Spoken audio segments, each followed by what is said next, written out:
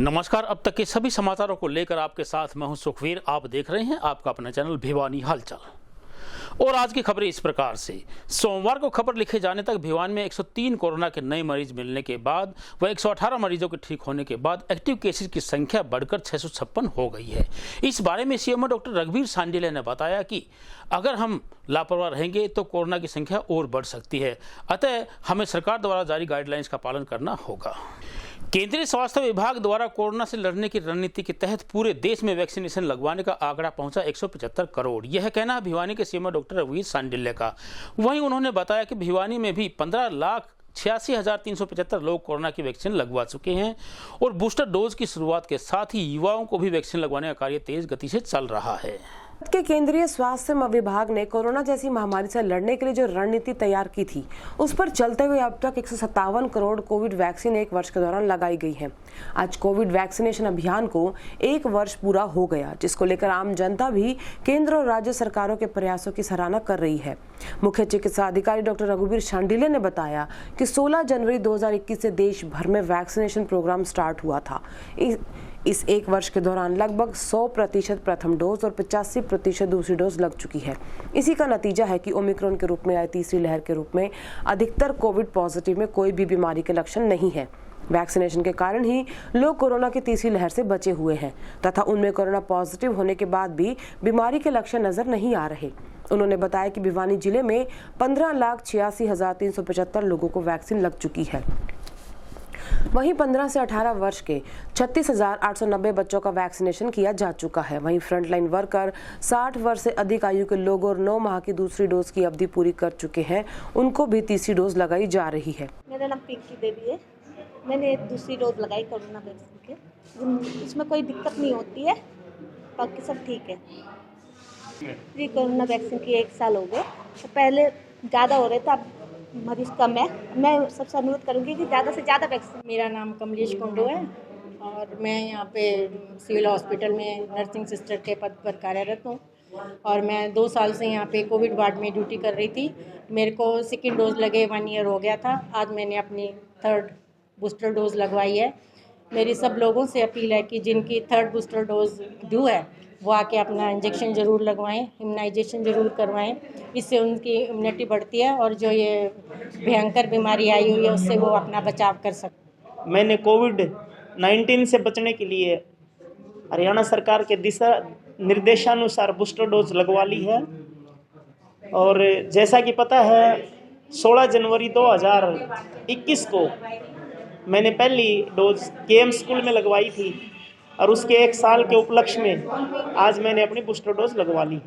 Sir, मैं आमजन से अनुरोध करूंगा, अपने और अपने परिवार को कोरोना संक्रमण से बचाने हेतु आप वैक्सीनेशन अवश्य करवाएं और आमजन को भी प्रेरित करें ताकि हम अपने आसपास के लोगों को, अपने समाज के लोगों को कोरोना संक्रमण से बचा सकें और देश को आगे बढ़ा सकें। नाम आपका? मेरा नाम रामलाल है और मैं आज ना बूस्टर डोज लगवा रहा हूँ। अब 1 साल हो चुका है। ये गवर्नमेंट की अच्छी पॉलिसी है। हम लोगों से ये ना ये बूस्टर डोज भी लगवा लेनी चाहिए, क्योंकि इससे बहुत ज़्यादा प्रिकॉशन होगी तो बीमारी वगैरह नहीं आएंगी। और आज मैंने दूसरी वैक्सीन लगवाई है, इससे कोई दिक्कत नहीं होने वाली है और मैं औरों को भी बताना चाहता हूँ कि वो अपनी दूसरी वैक्सीन से करवाए, उसमें फ़ायदा ही फ़ायदा है, इससे कोई नुकसान नहीं है। लगवाना चाहिए, हर आदमी को लगवाना चाहिए, हर इंसान को लगवाना चाहिए। सर, वैक्सीन तो 1 साल हो गया, इसमें ठीक है, चल रहा है, ठीक है, कोई दिक्कत नहीं है। 1 साल जिसने लगवाई उसको कोई दिक्कत नहीं हो रही है, अभी ठीक चल रहा है सब कुछ। और अफवाहों से बच के रहे।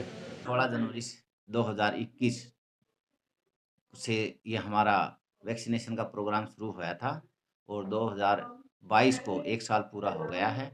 इस 1 साल में हमने 15,86,375 लोगों को वैक्सीनेशन लगाई है और इसके सहयोग से ही हमारे जो भिवानी में जितने भी आ रहे हैं वैक्सीनेशन का प्रोग्राम में होने के कारण, तो हमारे जो एसिम्प्टोमेटिक और माइल्ड हैं उनकी संख्या ज़्यादा है, हॉस्पिटलाइजेशन की ज़रूरत कम पड़ती है। इसके लिए मैं सभी भिवानी वासियों को बहुत बहुत बधाई देता हूं और आशा करता हूं इसी प्रकार सहयोग देते रहें और इसको 3rd लहर को हम जो महीना 1.5 महीने की होती है इसको हम अच्छी तरह टैकल कर सकें। इसमें वो 100% हो गई है। इसके लिए सभी पत्रकार, NGO और जिन्होंने सहयोग किया है उसका बहुत बहुत तहे दिल से धन्यवाद। हमारी जो फर्स्ट डोज है वो 8,37,035 की जो हमारी टारगेट दिया हुआ था वो कल पूरा हो गया है। और हमारी सेकंड डोज है वो 7,12,472 ये पूरी हो गई है। इस प्रकार हमारी 15,86,375 को हमने वैक्सीनेशन कर दिया गया है। जो हमारी 15% जो बची हुई है वो हमारी सेकंड डोज बची हुई है। और उसको पूरा करने के लिए जैसे कि फर्स्ट डोज में सहयोग किया है इसी प्रकार हमें सहयोग देते रहें। हम इसको सेकंड डोज को भी 4-5 दिन में 100% कर देंगे। रही बात बच्चों के वैक्सीनेशन की, वो हमारी 60% के लगभग हो गया है। हमारी 36,890 ये जो 15 प्लस के जो बच्चे हैं उनको वैक्सीनेट कर दिया गया है। और हमने शिक्षा अधिकारी जिला से अनुरोध किया है कि BO को आदेश दें कि वो जितने बच्चे रह रहे हैं उन स्कूलों में रिमेनिंग बच्चे भेजें ताकि हम 26 जनवरी से पहले उनको भी 100% वैक्सीनेट कर दें। वहीं आज पुलिस लाइन में भी वैक्सीनेशन कैंप का आयोजन किया गया और इस दौरान काफी संख्या में लोगों ने वैक्सीन लगवाई। यहाँ पुलिस लाइन में हम यहाँ वैक्सीन लगाने के लिए आए हुए हैं। लोगों में काफ़ी उत्साह है। सारे जो हैं यहाँ तीनों डोज लगाई जा रही हैं, फर्स्ट, सेकंड और थर्ड।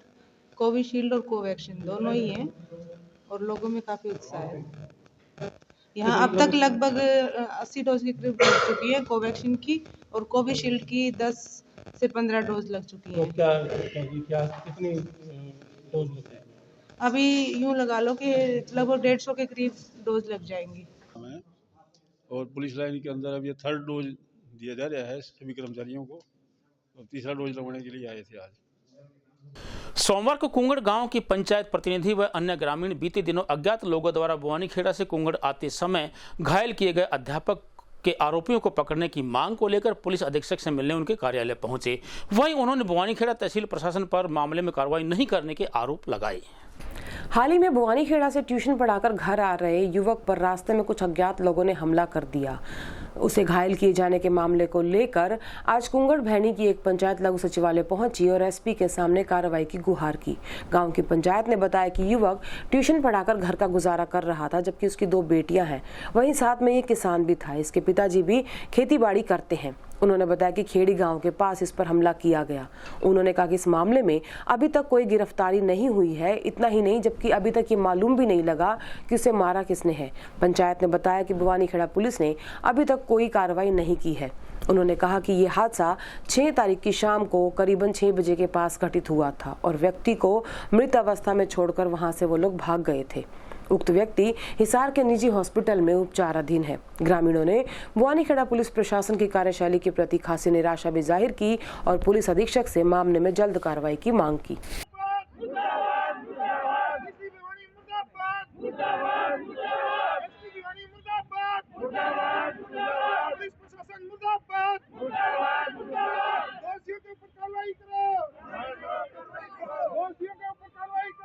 तो ये एक बुआनीखेड़ा से आ रहा था बाइक पे अपनी, वहाँ पर अपना बसर गुजारा, क्यों जमींदार का लड़का है तो थोड़ा अपना ट्यूशन वगैरह पढ़ा के अपना घर परिवार चलाता है। इसकी 2 छोटी छोटी बेटियां हैं, एक 3 साल की है, एक छोटी सी और 1.5-2 साल की है। और तो ये वहाँ खेड़ी गांव पड़ता है, उधर से आते हैं जब बुआनीखेड़ा की तरफ। तो खेड़ी गांव में इसके ऊपर रोड के ऊपर इसके ऊपर बहुत ज़बरदस्त मारा गया है। और ये नहीं पता कि मतलब भाई कौन वे अपराधी हैं, कौन गुंडे थे, क्या इसका कसूर था। इसकी किसी के साथ कोई दुश्मनी भी नहीं थी। लेकिन अब इसको 6 तारीख की ये घटना है, 6 तारीख को शाम के 6 बजे के लगभग। तो उस टाइम इसको इतनी ज़बरदस्त मतलब मारा गया है कि ये वहीं पर बेहोश पड़ा था। किसी गांव वाले ने हमें मतलब थोड़ी बहुत खबर दी गांव में, किसी का इसका आधार कार्ड निकाल के जैसे उसके सूत्रों से कुछ पता चला, तब ये हमारे गांव से मतलब यहाँ पर साधन ले, लेकिन कुछ युवा बालका ने उठा करके वहाँ इसको जिंदल हॉस्पिटल में लेकर गए हैं। तो ICU में है लड़का। 12-13 दिन से अभी तक कुछ बोलिया नहीं है। लेकिन प्रशासन है जो बुआनीखेड़ा का, वो कोई भी कार्रवाई नहीं कर रहा अभी तक। इसलिए हमारी जो पंचायतें हैं वो ये मतलब इसलिए इकट्ठा होकर आए हैं कि हम एसपी साहब से मुलाकात करें और हमारी पूरी कानून कार्रवाई हो, और जो अपराधी खुलेआम घूम रहे हैं उनके ऊपर पूरी जांच होनी चाहिए, पूरी कार्रवाई होनी चाहिए, उनके ऊपर सख्त से सख्त जो धारा होती है, एक मतलब उसकी पूरी मर्डर की साजिश थी ये। शायद क्या पता गाँव वालों में थोड़ी वहाँ पर मतलब ज़्यादा शोर शराबा है, उसकी वजह से उसकी जान तो अभी क्या पता बचेगी या नहीं बचेगी, अभी तक तो लड़का बोला नहीं है, लेकिन उसकी 2 छोटी छोटी बेटियां हों, कल उनका क्या होगा, और हम पूरी कार्रवाई चाहते हैं। 6 तारीख न जी 6 तारीख न सुन खोल रहा जी ओड़ा पानी केड़ा जा जी रोड पर पड़ा पाया जी, पूरे 50-60 आदमी थे, किसी ने क्यों उड़ा हने जी, अब 2 जने हगर में जी कोई हाल नहीं छोड़का मार के गेड़ के गए मत आपकी जाना में जी। पहले पुरानी रंजिश कुछ नहीं जी, पुरानी कुछ भी कौन जी पुरानी। भाई आ रहे थे भवानी खेड़ा से गांव में 6:30 बजे करीब ट्यूशन पर पढ़ाते थे जी, और गांव में आ रहे थे ना, रास्तों में 5-7 बदमाशों ने रोक के ने और वो जान से मारने की कोशिश करी। 7-10 दिन हो गया, आज तक लड़का बोल नहीं रहा जी, उन पर कोई पुलिस कार्रवाई नहीं करी। ठेकेदार आदमी है, वो दारू के ठेके ले रहे हैं, उनसे पुलिस मिली हुई है और आज तक कोई कार्रवाई नहीं करी। नो कह रहे फ़ोन स्विच ऑफ, उनकी फ़ोन स्विच ऑफ आ रही है। तारीख की घटना है ये। 6 तारीख को हमारा लड़का ट्यूशन पढ़ा के बुआनी खेड़ा से घर वापिस आ रहा था। उन 6-7 लड़कों ने, जिनके तीनों के नाम बाय नेम हमने दे रखे हैं, तीनों के बाय नेम दे रखे हैं, और 6 तारीख को आते हुए जान से मारने की कोशिश। वो आज कोमा में पड़ा हुआ इस जिंदल में। पुलिस किसी प्रकार की कोई कार्रवाई नहीं कर रही। हम पुलिस के पास कई बार गए हैं, वो ये कह रही है कि भाई हम जा आए हैं, कोई कार्रवाई होगी, फोन बंद है उनके 2, ऐसे तो कोई कार्रवाई नहीं कर रही। यही घटना इसीलिए एसपी साहब के पास आए हैं। उसे 2 लड़की हैं, 3 बहन है, कोई कार्रवाई नहीं कर रहे हैं, उसका बुरा हाल है। बीते लंबे समय से वार्ड नंबर 8 में बने शौचालय को लेकर स्थानीय नागरिकों द्वारा पार्क बनाने की मांग पूरी होने का समय आया तो कुछ नागरिकों ने इस पर अपना दावा ठोक दिया। वहीं इस अवसर पर पहुंचे वार्ड पार्षद की शिकायत पर एसडीएम कार्यालय के अधिकारियों के द्वारा दावा ठोकने वाले लोगों को जमीन के कागज प्रस्तुत करने की मांग की। नगर के वार्ड नंबर 8 में शौचालय की जमीन पर कुछ लोगों द्वारा कब्जा किए जाने का मामला प्रकाश में आया है। प्राप्त जानकारी के अनुसार वार्ड में रविदास मंदिर की गली के कोने पर पिछले काफी लंबे समय से शौचालय बना हुआ था, जिसकी जर्जर हालत के चलते वहां क्षेत्रवासियों ने पंचायत कर सर्वसम्मति से वहां पार्क बनाने का निर्णय लेकर पार्क बनाने का क्षेत्रवासियों ने फैसला किया था। पार्क बनाने के क्षेत्रवासियों का यह निर्णय नगर परिषद हाउस मीटिंग में भी पारित हो गया था। मामले में मोड़ तब आया जब नगर परिषद कर्मियों ने वहां पार्क बनाने का जैसे ही काम शुरू किया तो कुछ लोगों ने आकर इस जमीन पर अपना दावा शुरू कर दिया। इसी को देखते हुए क्षेत्रवासियों ने इसकी सूचना वहां के पार्षद को दी और पार्षद ने इसकी शिकायत एसडीएम भिवानी और डीएमसी के साथ साथ नगर परिषद ईओ को भी दी। बहरहाल इस मामले में जमीन पर दावा करने वाले लोगों को दस्तावेज पेश करने का समय दिया गया है और उसके बाद ही अगली कार्रवाई की जाएगी। वार्ड नंबर 8 में ये रविदास मंदिर रोड है। इसमें काफ़ी सालों से यहाँ शौचालय था जो कि काफ़ी जंजर हालत में था, जिसकी हालत काफ़ी ख़राब थी, जो कभी भी गिर सकता था। तो ये पूरे वार्ड वासियों के शौक से हमने एक पंचायत करी, मीटिंग करी, जिसमें ये निर्णय लिया कि ये शौचालय को हटाकर, क्यों शौचालय की जरूरत थी नहीं, पहले गरीब आदमी घर में शौचालय हुआ नहीं करता, अब मोस्टली सभी घरों में शौचालय था। इस शौचालय को गिराकर हमने हाउस की मीटिंग नगर परिषद में ये प्रस्ताव डाला कि यहाँ पे एक अच्छा सुंदर पार्क का निर्माण किया जाए, जिससे यहाँ के आसपास के एरिया के लोग यहाँ पे सैर कर सकें और स्वच्छ वातावरण का लाभ ले सकें। जैसे ही इसका हमने टेंडर खुलवाया, अब काम शुरू कराया, आप देखेंगे कुछ यहाँ के प्राइवेट लोग जो कि कह रहे हैं कि ये प्रॉपर्टी हमारी निजी है, ये किसी एमसी रिकॉर्ड में दर्ज नहीं है, हमारे नाम से दर्ज है। तो नगर परिषद कार्य ये रोका, जो कि सरकारी कार्य में बाधा डालने की कोशिश करी। तो सुबह यहाँ के जो नागरिक है उन्होंने मुझे फ़ोन करके बताया कि इस समस्या का समाधान कीजिए, आप आके देखिए। तो मैंने इसकी कंप्लेंट डीएमसी साहब को दी, एसडीएम साहब को दी, नगर परिषद मीओ साहब को दी। तो उन्होंने मौके से अधिकारी भेजे। उन्होंने कहा भी जिसके पास जो पुख्ता कागज़ हैं, जो भी प्राइवेट आदमी ये कह रहा है कि ये ज़मीन हमारी है, अपने कागज़ नगर परिषद में आज जमा कराएं, अपनी दरख्वास्त लगाकर। अगर आपके नाम बोलते होंगे तो आप बनाइए, ऐसे अन्यथा आप इस पर निर्माण को अभी रोक दीजिए। क्यों यहाँ की पब्लिक का कहना, देखो मैं तो 5 साल से इस एरिया में पार्षद बना हूँ, पीछे जो 60 साल से इस एरिया में रह रहे हैं, 80 साल से रह रहे हैं बुजुर्ग बार यहाँ बैठे हैं, जो कह रहे हैं कि हम लगातार देखते आ रहे हैं कि ये नगर परिषद की ज़मीन है, किसी की ज़मीन नहीं थी कि जो कि रजिस्ट्री करा ली। ये फेक रजिस्ट्री है या सही रजिस्ट्री है इस चीज़ की तो देखो नगर परिषद रिकॉर्ड दर्ज करेगी, चेक करेगी, डीसी साहब चेक करेंगे। अगर इनकी ठीक पाई जाएगी तो ये बना लेंगे, नहीं पाई जाएगी तो इस पर का दोबारा से निर्माण कराया जाएगा। ओम प्रकाश। क्या नाम आपका? ओम प्रकाश चमार। जी सर। हम तो 70-75 का हो गया, हमारे बटने देखते आ रहे हैं, शौचालय है। और ये पंडित के रहे मेरी है, यहाँ गुज्जर भी रहते हैं, माड़ी भी रहते हैं, चमार भी रहे हैं। आज ये नुका हमारी है। फिर ठाकरों से दी है, इनका राजेंद्र प्रदीप से दी है, तो राजेंद्र प्रदीप की प्रूफ दिखाओ। वो एक की थोड़ी है, वो 3-4 भाई है, फिर उनके लड़की ना बहनें हैं और है, सबके साइन कहाँ से आओगे हैं? और ये अपने पूरा मोहल्ला है वहाँ तक का। हाँ, पारिक बनना चाहिए, हम तो खुश हैं। सभी बहुत पुराने टाइम में, तो अब ये जो मालिक बन रहा है ये पहले भी बताते हैं, या नींव भरने आया था एक बार, ये छोड़ के क्यों चला गया? अगर इसके कागज थे, इसके सबूत थे, तो इसने नींव बंद क्यों करी? इसने जिसके पास नींव होगी वो क्यों बंद करेगा? ये भी सुनिए। आपकी उम्र कितनी साल है? कितने साल से आप यहाँ 63 साल में। क्या मांग करते हैं सर? पार्क होना चाहिए वो की मांग। और ये मेरे ख्याल कमेटी की प्रॉपर्टी है। पहले कमेटी के दायरे में थी और अब भी है, और यहाँ पे शौचालय था, अब घरों घरों में शौचालय हो चुके हैं और यहाँ पर गंदगी ज़्यादा होने लगी थी। इसके कारण पूरे समाज ने इकट्ठा होकर, मोहल्ले ने इकट्ठा होकर पार्क की रिक्वायरमेंट करी और बाबूजी ऐसा कही कि भाई पार्क बनवाया जाए। इन्होंने पार्क के लिए डीसी साहब से उनसे कमेटी के अंदर एक्वायर करवा दिया और पास भी हो गया। अब ये कई भाई प्राइवेट आदमी हैं जो उनको कहते हैं मेरी प्रॉपर्टी है यहाँ पे, तो अब कागज़ दिखा रहे हैं, कोई फर्जी बनवा के ले रहा है, कोई किस तरह बनवा के ले रहा है, कोई पुराने ले रहा है, कोई नहीं ले रहा है। हम तो यही चाहते हैं कि पूरा समाज और पूरा मोहल्ला ये चाहता है कि यहाँ पर पार्क बने। मकर संक्रांति के बाद खरमास हुआ समापन। भारतीय समाज में अब वक्त आ गया है सेनाइयों के बजने का, यह कहना है प्रसिद्ध ज्योतिषाचार्य पंडित कृष्ण कुमार नावा का। वहीं उन्होंने बताया कि खरमास में गुरु बृहस्पति के निश्चित अवस्था में होने के कारण शादियां पूर्ण रूप से बंद थी, लेकिन अब गुरु बृहस्पति व शनि की विशेष कृपा रहेगी। वहीं इस अवसर पर स्थानीय जोगीवाला मंदिर प्रांगण में हवन यज्ञ का आयोजन भी किया गया। इसी प्रकार से सोमवार को पूर्णमासी के अवसर पर हवन यज्ञ के साथ लोगों की सलामती के लिए मन्नतें मांगी गई। मकर संक्रांति के साथ ही खर मास समाप्त हो गया और अब शहनाइयां भी बजेंगी। आपको बता दें कि खर मास के चलते मांगलिक कार्य नहीं किए जा सकते थे और शुभ विवाह के मुहूर्त बंद थे। खर मास में इस प्रकार के कार्य करने को अशुभ माना जाता है। प्रसिद्ध ज्योतिषाचार्य पंडित कृष्ण कुमार नावा ने बताया कि सूर्य जब धनु राशि में रहते हैं तब बृहस्पति निस्तेज माने जाते हैं। शुभ कार्यों के लिए गुरु का होना अत्यंत आवश्यक होता है।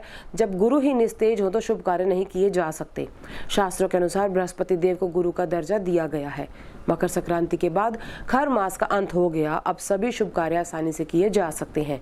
मकर संक्रांति के बाद बृहस्पति देव का तेज और ज्यादा बढ़ जाता है, इसी के चलते अब आज से सभी मांगलिक कार्य शुभ मुहूर्त में पूर्ण किए जा सकते हैं। अभी शादियों का सीजन शुरू हुआ है और हम लोग चाहते हैं कि दूल्हे के मैटर की जितनी भी आइटम्स हैं, शेरवानी है, कोट पैंट है, ब्लेजर्स हैं, हम सब कुछ यहाँ पे बेचते हैं। पिछले 25 साल से मैं यहाँ पे दुकान की हुई मैंने, और काफ़ी अच्छा टाइम चल रहा था, लेकिन पीछे कोरोना से आदमी को हर व्यापार में कमी आ रही थी, घाटा चल रहा था। लेकिन अब शादियों का सीज़न शुरू हो गया है, तो हम दूल्हे की शादी के मतलब के सारा सामान रखते हैं। जैसे शेरवानी किराए पे देते हैं, सामान को मौली बेचते हैं, ब्लेजर्स हैं, कोट पैंट हैं, और दूल्हे के मतलब की सारी आइटम्स हम यहाँ लोग बेचते हैं। खर मास समाप्त होने पर मांगलिक कार्यों की होगी शुरुआत। अब शहनाइयों की गूंज देगी शहनाई, मांगलिक कार्यों का सिलसिला शुरू। मकर संक्रांति को खरमास की समाप्ति हो गई है। खरमास के चलते प्राय मांगलिक कार्य बंद थे, क्योंकि जब सूर्य के धनु राशि में आने से खरमास बनता है और मकर राशि के अंदर जब सूर्य प्रवेश करते हैं तो मलमास की समाप्ति हो जाती है। सूर्य के धनु राशि में रहते हुए बृहस्पति ग्रह निस्तेज माने जाते हैं, यानी उनका प्रभाव घट जाता है, वे प्रभावहीन हो जाते हैं। अतः सभी मांगलिक कार्यों पर एक मास के लिए ब्रेक लगता है। साल में ये मीन की और धनु की 2 संक्रांतियाँ ऐसी आती हैं जिनमें प्राय मांगलिक कार्य शास्त्र सम्मति से बंद माने गए। अब सूर्य ने मकर राशि में प्रवेश कर लिया है, तो अब विवाह मुहूर्त शुरू हो जाएंगे। जनवरी फरवरी में विवाह मुहूर्त बने रहेंगे। मार्च में मीन की संक्रांति व गुरुवस्त के चलते पुनः विवाह शादियों का सिलसिला बंद हो जाएगा। जनवरी मास में ये रहेंगे विवाह के मुहूर्त। जनवरी में 22, 23, 24, 25। फरवरी मास में 5, 6, 7, 9, 10, 18 और 19। वहीं इस अवसर पर नगर के जोगीवाला मंदिर में भी हवन का आयोजन किया गया।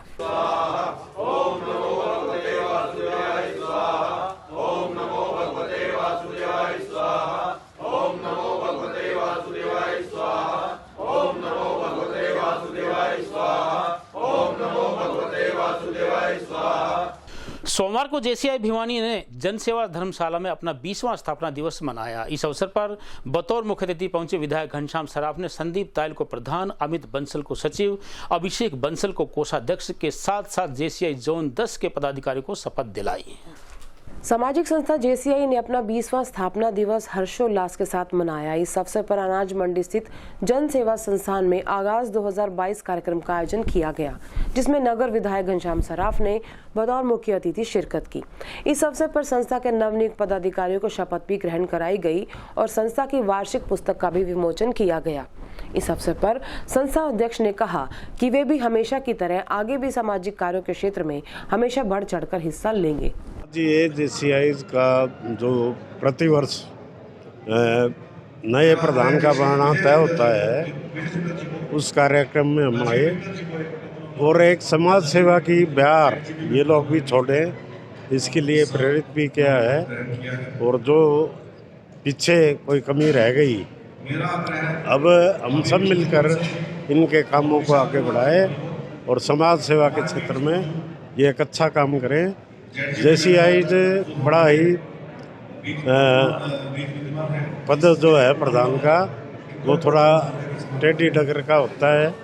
इस पे जो चलते हैं उनको पता हो जाता है कि किस प्रकार के कार्य समाज सेवा के हमने लेने हैं और वो उनको लेकर आगे बढ़े तो निश्चित रूप से हमारा प्रदेश आगे बढ़ेगा। और समाज सेवा ही एक सच्ची सेवा है, जिसके माध्यम से ये लोग आगे बढ़कर अपने व्यक्तित्व का भी विस्तार, निखार भी करते हैं, विस्तार भी करते हैं। मैं इसलिए इन सब का हृदय की गहराई से धन्यवाद करता हूँ और सभी हमारे साथी इस काम में लगे। पूरे समाज को इन सब की ज़रूरत रहती है और समाज जब आगे बढ़ता है तो सबको फल भी मिलता है। आज जेसीआई भिवानी की 2022 की जो नवगठित टीम है उसकी इंस्टॉलेशन का यहाँ प्रोग्राम था जन सेवा संस्थान अनाज मंडी में। और हमारे यहाँ बाहर से हमारे जो ZP ZVP keynote speaker Shri Mohanlal Bansal ji, Sandeep Pundir ji, Sanjeev Goyal ji और हमारे जो चीफ गेस्ट श्री घनश्याम सराफ जी यहाँ हमारे साथ इस प्रोग्राम में मौजूद थे। हमारी नई टीम जो जेसीआई की जो इलेक्ट हुई है, संदीप तायल जी प्रधान पद के लिए चयन हुआ है उनका। इसके अलावा अमित बंसल जी को सेक्रेटरी बनाया गया है और अभिषेक जी को ट्रेजरर के पद के लिए चुना गया है। तो उसकी आज इंस्टॉलेशन सेरेमनी थी। उस इंस्टॉलेशन के लिए हमारा पूरी जेसीआई चैप्टर के जो मेंबर्स थे वो यहाँ एकत्रित थे। जेसीआई भिवानी एक सामाजिक संस्था है और जिसकी आज 2022 के लिए नई टीम का गठन हुआ, जिसमें संदीप तायल जी को प्रधान पद का दायित्व दिया।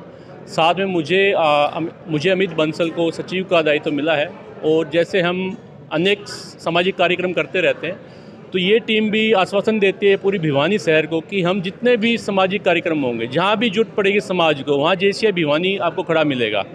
और ये पूरी टीम ने आज आश्वासन दिया। विधायक जी भी मुख्य अतिथि के रूप में बतौर यहाँ मुख्य अतिथि थे, उन्होंने भी JCI भिवानी में विश्वास जताया है कि JCI भिवानी हमेशा सामाजिक कार्यक्रमों में हिस्सा रहती है और समाज का हिस्सा बनी रहती है। और आगे भी उन्होंने खुद भी हमारे जितने भी जोन के अधिकारी आए हुए थे उनको बताया कि ये JCI भिवानी जो है ये समाज में जहाँ भी जरूरत पड़ेगी वहाँ पूरा कार्य करेगी। कोविड में भी JCI भिवानी ने काफ़ी अच्छे कार्यक्रम किए हैं जिनका आज विधायक जी ने भी अपनी मुख्य वाणी से बखान किया है। आगामी 5 दिनों तक पड़ेगी कड़ाके की ठंड, बच्चे व बुजुर्गों का रखे विशेष ध्यान, यह कहना है कृषि विज्ञान केंद्र एवं मौसम विभाग के वैज्ञानिक देवीलाल का। वहीं उन्होंने बताया कि आगामी दिनों में तापमान में और गिरावट आने की संभावना है, अतः इन दिनों में बच्चों के साथ साथ खेती बाड़ी का भी विशेष ध्यान रखें। ठंड से निजात पाने की सोच रहे लोगों को अभी और ठंड सताएगी, यानी कि अभी और भी 3-4 दिन करीबन ठंड इसी प्रकार रहेगी। मौसम वैज्ञानिक देवीलाल का कहना है कि मौसम अभी भी आने वाले कुछ दिनों ऐसा ही ठंडा रहेगा। उन्होंने बुजुर्गों और बच्चों को बचाव के लिए कहा है। वहीं उन्होंने कहा कि पशुओं को भी समय पर हरा चारा और दवाइयां दें, फसलों में भी किसान भाई स्प्रे करें। उन्होंने बताया कि मौसम अभी ठंडा ही रहेगा, लोग भी ठंड से बचाव के लिए लगातार गर्म चीजों का इस्तेमाल कर रहे हैं। वहीं उन्हें अलाव का भी सहारा लेना पड़ रहा है। लोगों का कहना है कि सर्दी काफी बढ़ गई है, ऐसे में सभी कामों पर भी रुकावट पैदा हो रही है। वहीं बाल रोग विशेषज्ञ डॉक्टर राज मेहता ने बताया, इस ठंड में छोटे बच्चों को विशेष देखभाल की आवश्यकता होती है। ठंड के कारण छोटे बच्चों को पूरे कपड़े पहनाएं, नहीं तो ठंड के कारण उन्हें हाइपोथर्मिया नामक रोग हो सकता है। उसमें देखा गया है कि बहुत तरह के वायरल बुखार फैल रहे हैं, तो ऐसे में बहुत ज़रूरी है कि जो भी हमारे नवजात शिशु हैं उनका खास ध्यान रखा जाए। दूसरा, इतनी सर्दी के अंदर वैसे भी पाया गया है कि हाइपोथर्मिया बीमारी यानी कि टेम्परेचर जो कम हो जाता है शरीर का बहुत तापमान, उसके कारण भी काफ़ी नवजात शिशुओं को सांस लेने में तकलीफ, निमोनिया जैसी दिक्कत हो सकती है। अतः मेरा आप सबसे अनुरोध है कि अपने नवजात शिशुओं को पूरे कपड़े पहनाएं, उन्हें एक कमीज़, पजामा, जुराबें, हाथ में दस्ताने तथा टोपी अवश्य पहनाएं और फिर उसके बाद उन्हें हो सके तो माँ के साथ ही बिस्तर में सुलाएं, जिससे कि उनके शरीर का तापमान बना रहे। हाइपोथर्मिया एक काफ़ी खतरनाक बीमारी है जिसके कारण हर साल काफ़ी नवजात शिशु अपने जान से हाथ धो बैठते हैं। दूसरा, मैं कहना चाहूँगा क्योंकि इस वक्त कोविड की वेव चल रही है, काफ़ी वायरल बुखार के केसेस भी आ रहे हैं, अतः आप सबसे अनुरोध है कि जहाँ तक हो सके हैंड सैनिटाइज़र, मास्क इनका इस्तेमाल कीजिए, भीड़ वाले स्थानों पे जाने से बचिए। और यदि किसी को बुखार आता है या गला ख़राब होता है तो तुरंत पहले दिन से ही आइसोलेशन की कोशिश कीजिए। मैं देख रहा हूँ कि काफ़ी लोग जो हैं 2-3 दिन जब तक नहीं हो जाते हैं बुखार को, या घर में 3-4 लोगों को नहीं हो जाता है, तब तक आइसोलेशन नहीं कर रहे हैं, जिसके कारण हम इस चेन को रोक नहीं पा रहे हैं। तो आप सबसे अनुरोध है कि कृपया जैसे ही किसी को अगर गला ख़राब होता है, ज़ुकाम होता है या बुखार होता है, वो स्ट्रिक्टली आइसोलेट कर ले अपने आप को अलग कमरे में कर ले, ताकि इससे परिवार के बाकी लोगों को और समाज के बाकी लोगों को इन्फेक्शन होने से बचाया जा सके और इस चेन को कम से कम नुकसान पे ही रोका जा सके। सर, महिलाएं जो स्तनपान कराती हैं उनको किस प्रकार की विशेष सावधानी रखनी चाहिए सर? जो महिलाएं स्तनपान करा रही हैं उन्हें भी थोड़ा ध्यान रखना होगा कि वो खुद बीमार होने से बचें, जिसका मतलब कि वो ठंडे पानी में हाथ ना दें, या जैसे उनको यदि ज़ुकाम खांसी है तो तुरंत हैंड सैनिटाइज़र और मास्क का इस्तेमाल करें।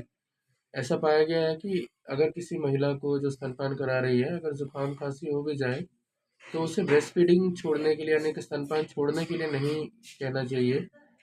स्तनपान कराने से उसमें कोई नुकसान नहीं होता बच्चे को। हाँ, ये ज़रूर है कि क्योंकि बच्चा काफ़ी पास आ जाता है माँ के, उसके कारण वायरस फैल सकता है, तो इसके लिए उन्हें मास्क लगाना चाहिए। स्तनपान कराने से पहले अच्छे से साबुन से हाथ धो लेने चाहिए या सैनिटाइज़र इस्तेमाल कर लेना चाहिए, ताकि उन वायरसेस का बच्चों तक पहुंचना कम किया जा सके। परंतु स्तनपान कराने से जो उसको फ़ायदे मिलने वाले हैं और जो उसकी इम्यूनिटी बढ़ने वाली है, वो फ़ायदे उस नुकसान के मुकाबले में कहीं ज़्यादा है, इसीलिए स्तनपान कराते रहना चाहिए, उसे बंद नहीं करना चाहिए। उसमें देखा गया है कि बहुत तरह के वायरल बुखार फैल रहे हैं, तो ऐसे में बहुत ज़रूरी है कि जो भी हमारे नवजात शिशु हैं उनका खास ध्यान रखा जाए। दूसरा, इतनी सर्दी के अंदर वैसे भी पाया गया है कि हाइपोथर्मिया बीमारी यानी कि टेम्परेचर जो कम हो जाता है शरीर का बहुत तापमान, उसके कारण भी काफ़ी नवजात शिशुओं को सांस लेने में तकलीफ, निमोनिया जैसी दिक्कत हो सकती है। अतः मेरा आप सबसे अनुरोध है कि अपने नवजात शिशुओं को पूरे कपड़े पहनाएं, उन्हें एक कमीज़, पजामा, जुराबें, हाथ में दस्ताने तथा टोपी अवश्य पहनाएं और फिर उसके बाद उन्हें हो सके तो माँ के साथ ही बिस्तर में सुलाएं, जिससे कि उनके शरीर का तापमान बना रहे। हाइपोथर्मिया एक काफ़ी खतरनाक बीमारी है जिसके कारण हर साल काफ़ी नवजात शिशु अपने जान से हाथ धो बैठते हैं। दूसरा मैं कहना चाहूँगा क्योंकि इस वक्त कोविड की वेव चल रही है, काफ़ी वायरल बुखार के केसेस भी आ रहे हैं, अतः आप सबसे अनुरोध है कि जहाँ तक हो सके हैंड सैनिटाइज़र, मास्क इनका इस्तेमाल कीजिए, भीड़ वाले स्थानों पे जाने से बचिए और यदि किसी को बुखार आता है या गला ख़राब होता है तो तुरंत पहले दिन से ही आइसोलेशन की कोशिश कीजिए। मैं देख रहा हूँ कि काफ़ी लोग जो हैं 2-3 दिन जब तक नहीं हो जाते हैं बुखार को या घर में 3-4 लोगों को नहीं हो जाता है, तब तक आइसोलेशन नहीं कर रहे हैं, जिसके कारण हम इस चेन को रोक नहीं पा रहे हैं। तो आप सबसे अनुरोध है कि कृपया जैसे ही किसी को अगर गला ख़राब होता है, ज़ुकाम होता है या बुखार होता है, वो स्ट्रिक्टली आइसोलेट कर ले अपने आप को अलग कमरे में कर ले, ताकि इससे परिवार के बाकी लोगों को और समाज के बाकी लोगों को इन्फेक्शन होने से बचाया जा सके और इस चेन को कम से कम नुकसान पे ही रोका जा सके। सर महिलाएं जो स्तनपान कराती हैं उनको किस प्रकार की विशेष सावधानी रखनी चाहिए? जो महिलाएं स्तनपान करा रही हैं उन्हें भी थोड़ा ध्यान रखना होगा कि वो खुद बीमार होने से बचें, जिसका मतलब कि वो ठंडे पानी में हाथ ना दें या जैसे उनको यदि ज़ुकाम खांसी है तो तुरंत हैंड सैनिटाइज़र और मास्क का इस्तेमाल करें। ऐसा पाया गया है कि अगर किसी महिला को जो स्तनपान करा रही है अगर ज़ुकाम खांसी हो भी जाए तो उसे ब्रेस्ट फीडिंग छोड़ने के लिए यानी कि स्तनपान छोड़ने के लिए नहीं कहना चाहिए। स्तनपान कराने से उसमें कोई नुकसान नहीं होता बच्चे को। हाँ, ये ज़रूर है कि क्योंकि बच्चा काफ़ी पास आ जाता है माँ के, उसके कारण वायरस फैल सकता है। तो इसके लिए उन्हें मास्क लगाना चाहिए स्तनपान कराने से पहले, अच्छे से साबुन से हाथ धो लेने चाहिए या सैनिटाइज़र इस्तेमाल कर लेना चाहिए, ताकि उन वायरसेस का बच्चों तक पहुँचना कम किया जा सके। परंतु स्तनपान कराने से जो उसको फ़ायदे मिलने वाले हैं और जो उसकी इम्यूनिटी बढ़ने वाली है, वो फ़ायदे उस नुकसान के मुकाबले में कहीं ज़्यादा है। इसीलिए स्तनपान कराते रहना चाहिए, उसे बंद नहीं करना चाहिए। बढ़ती गर्मी व बरसात के मौसम के चलते किसान भाई रखे अपनी फसलों का विशेष ध्यान। फसलों में बीमारियों की आशंका के चलते फसलों में करें कीटनाशकों का छिड़काव। यह कहना है कृषि विज्ञान केंद्र की डॉक्टर मीनू का। वहीं उन्होंने बताया कि विशेषकर चने व सरसों की फसल में इन दिनों बीमारियां बढ़ जाती है, अतः इनका विशेष ध्यान रखें। कृषि विज्ञान केंद्र से डॉक्टर मीनू ने बताया कि सर्दी के मौसम में सबसे ज्यादा सरसों की फसल में दिक्कत आती है। उन्होंने बताया कि जैसे ही हम पत्ते को पलट कर देखें तो उसके अंदर सफेद फंगस नजर आएगी, जो कि ठंडे मौसम की वजह से बीमारी होती है। टेम्परेचर कम होने की वजह से और फोक की वजह से ये जो फंगस है वो डबल हो जाता है। इसे सफेद रतवा भी कहा जाता है। उन्होंने कहा कि इस परिस्थिति में किसान अपने खेत का निरीक्षण लगातार करें और इस बीमारी का लक्षण मिलते ही इसमें कीटनाशक स्प्रे करें। उन्होंने बताया कि अगर इसे शुरुआती अवस्था में कंट्रोल नहीं किया गया तो ये बीमारी आगे चलकर बहुत बड़ी हो जाती है। उन्होंने कहा कि इसके अंदर कीटनाशक डालें और एक हफ्ता बाद में फिर से वही दवाई दोबारा डालें, इससे सुंडी की समस्या खत्म हो जाएगी। उन्होंने बताया कि आने वाली फसल गेहूं है उसमें भी कीटनाशक दवाइयों का पूरा इस्तेमाल करें। अभी जो फसलें हैं उनके बारे में क्या कहेंगी, कौन सी बीमारी है उसमें, सर्दी के बढ़ते हुए? सबसे पहले तो सभी किसान भाइयों को मेरा नमस्कार। जैसे कि हम देख रहे हैं कि अभी ठंड है वो बढ़ने लगी है, आज से शुरू हुई है और एक हफ्ता ठंड बढ़ेगी। जो टेम्परेचर है वो डाउन जाएगा और धुंध है उसके साथ साथ वो भी बढ़ेगी। तो ऐसी कंडीशन में क्या है, ऐसी परिस्थितियों में जो सरसों की फसल है हमारी उसमें सबसे ज़्यादा जो दिक्कत आ सकती है वो है सफ़ेद रतवा, जिसको हम वाइट रस्ट भी बोलते हैं। इसमें क्या होता है, इसमें जब हम पत्ते को पलट के देखेंगे, इसमें ह्यूमिडिटी की वजह से, जैसे टेम्परेचर कम होने के साथ साथ जब ह्यूमिडिटी ज़्यादा हो रही है फोग की वजह से, तो उसके कारण क्या है, ये जो फंगस है बैक्टीरिया वो डेवलप होगा। इसमें क्या है, अगर हम पत्ते को नीचे की साइड से पलट के देखेंगे तो उसमें सफ़ेद सफ़ेद सा पाउडर सा जमा हुआ हमें मिलेगा। इसको हम सफ़ेद रतवा बोलते हैं, वाइट रस्ट भी हम इसको बोलते हैं। तो ऐसी कंडीशन में क्या करना है, हमें एक तो सबसे पहले खेत का निरीक्षण करना है। हमें लगातार लक्षण आते ही बीमारी के हमें मैंको जैव का स्प्रे करना है 600 से 800 ग्राम 150 लीटर पानी में प्रति एकड़ के हिसाब से। अगर हम इसको शुरुआती अवस्था में कंट्रोल नहीं कर पाते तो ये बीमारी ज़्यादा बढ़ के और फिर हमारी फ्लावरिंग जो स्टेज है, जो फलियां हैं हमारी, उस तक पहुंच जाती है और दाने उसमें वो बिल्कुल ख़त्म हो जाते हैं।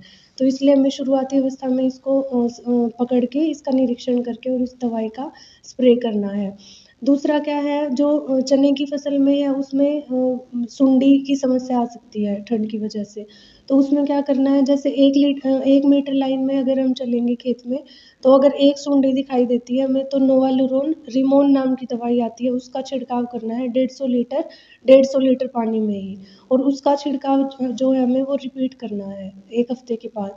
तो इससे क्या है, जो सुंडी की समस्या है वो खत्म हो जाएगी। सुंडी क्या करती है, जो फलियां और टाट बनती है हमारी उनको खाती है, और जो दाने बनेंगे फिर फलियों में वो नहीं बन पाते हैं। दूसरा जो समस्या आ रही है वो गेहूँ में है, मेनली जो रेतीले इलाके हैं उसमें सूत्रकृमि की समस्या आ रही है। इसमें क्या होता है, जब हम जड़ें उनको निकाल के देखेंगे तो आसानी से निकल जाती है, और जड़ें गांठनुमा सी उसमें गांठें-गांठें सी दिखाई देती है। ये क्या होते हैं, सूत्रकृमि के मादा होते हैं ये जो गांठें बनती हैं। तो इसमें क्या करना है हमें, सबसे पहले तो हमें इस बात का ध्यान रखना है कि हमें 3 साल तक आगे आने वाले टाइम में 3 साल तक जो है वो हमें क्रॉप रोटेशन करनी है। मतलब जैसे गेहूँ है तो उसको हम कोशिश करें कि गेहूँ ना लगाएं। अब मुझे दीजिए इजाजत। देखते रहिए आपका अपना चैनल भिवानी हलचल।